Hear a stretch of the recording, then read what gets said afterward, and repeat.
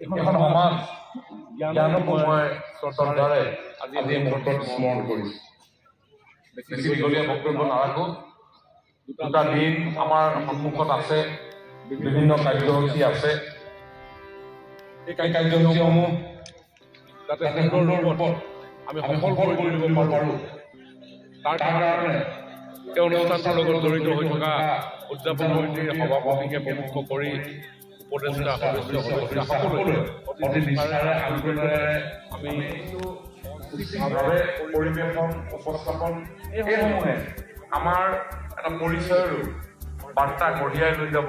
তেনেধৰণে ৭৫ বছৰ আগত গঢ়লৈ উঠা এই বিদ্যাৰ মন্দিৰে আমাৰ সমাজখন ধুনীয়া কৰিলে। এই অনুষ্ঠানটোৰ সুস্থ বৃদ্ধিৰ জৰিয়তেও মই ভাবোঁ যে অনাগত দিনত আমাৰ এই সমাজখনৰ সৌন্দৰ্য বৃদ্ধি হ'ব। এই সৌন্দৰ্য বিভিন্ন ধৰণে হ'ব। ছাত্ৰ ছাত্ৰীসকলৰ শৈক্ষিক বিকাশ, যুৱক যুৱতীসকলৰ কৰ্মসংস্থাপন, কৃষক ৰাইজৰ উৎপাদনিক ব্যয় হ্ৰাস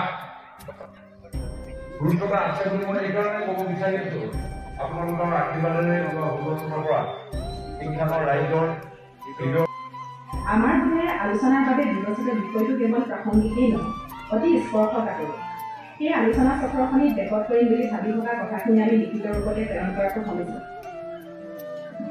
এটি শিশু ভূমিষ্ঠ হৈ মাতৃগৰ্ভৰ পৰা বাহিৰৰ পৃথিৱীখন দেখাৰ লগে লগেই তেওঁ সামাজিকীকৰণ প্ৰক্ৰিয়াটো ২ ধৰণে আৰম্ভ কৰে। প্ৰথমে গৰ্ভাৱস্থাৰ পৰা ওলাই আহি পৃথিৱীৰ পোহৰ, বতাহ, ঠাণ্ডা, গৰম আৰু আন মানুহৰ স্পৰ্শ আদি নানা প্ৰাকৃতিক পৰিস্থিতিৰ সৈতে খাপ খাবলৈ সি নিজৰ সংগ্ৰাম আৰম্ভ কৰে। আৰু দ্বিতীয়তে শাৰীৰিক বিকাশৰ লগতে তাক মানুহ কৰি তোলাৰ প্ৰক্ৰিয়াবোৰত প্ৰতিটো আচহুৱা বা নতুন মুহূৰ্ততে সি নানা নতুন কথা শিকি নিজৰ মানসিক বা বৌদ্ধিক বিকাশৰ বাবে কষ্টত কৰিবলগীয়া হয়। এই শিকাৰ প্ৰক্ৰিয়াটো আৰম্ভ হোৱাৰ কেইবাটাও বছৰৰ পাছতহে দৰাচলতে এটি শিশুৱে সমাজ বা দেশৰ বিধি ব্যৱস্থা মতে বিদ্যালয়লৈ যায় আৰু আনুষ্ঠানিক শিক্ষাৰ পৰ্যায়টো আৰম্ভ কৰিছিল। গতিকে এইটো মানসিক আৰু প্ৰাথমিক শিক্ষাৰ কথাটো যদি কিছু দ হৈ ভবা যায়, তেন্তে স্কুলৰ ধাৰণাটোৰ বহু আগতেই মাতৃ পিতৃ, পৰিয়াল, পৰিজন বা সমাজৰ দ্বাৰাই শিশুটিৰ জীৱনৰ আদি পাঠবোৰ গ্ৰহণ কৰে।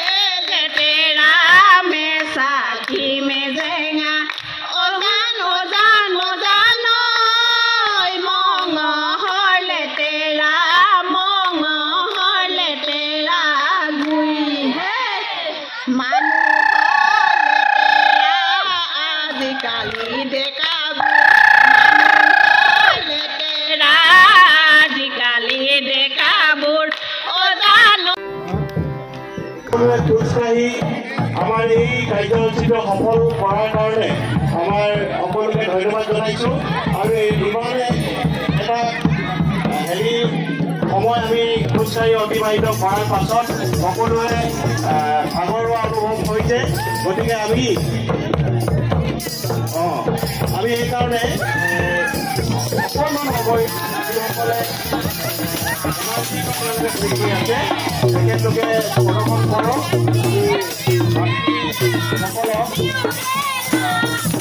আমাৰ বিভিন্ন স্থানত মানে বহি তেখেতলোকে আৰাম কৰিব পাৰিব।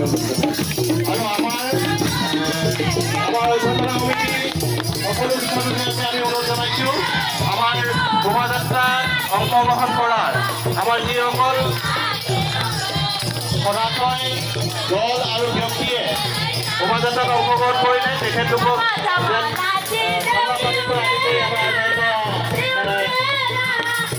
অন্যান্য মঞ্চৰ বাবে আপ্যায়িত কৰিবৰ কাৰণে অনুৰোধ জনাইছোঁ ধন্যবাদ